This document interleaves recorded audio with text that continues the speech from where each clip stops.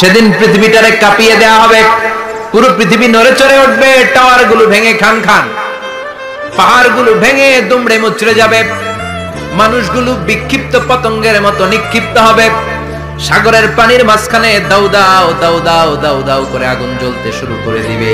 আল্লাহু আকবার। সেদিন মানুষের চোখ হবে ছানা বড়া, চন্দ্র সূর্যে কোনো আলো থাকবে না, মানুষগুলো দিক বিদিক পাগলের মতো দৌড়াবে, সবার মুখে এক কথা, পালাবো কই।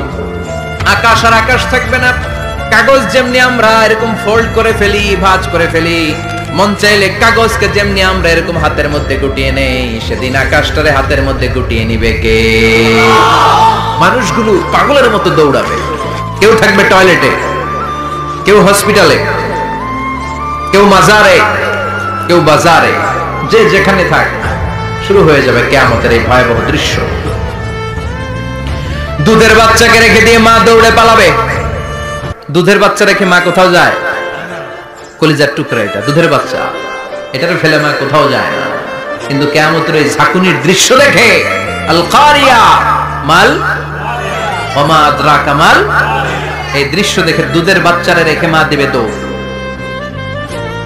আমি আমার খুতবার শুরুতে সূরাতু আল কারিয়া প্রথম 3টি আয়াত তেলাওয়াত করেছি।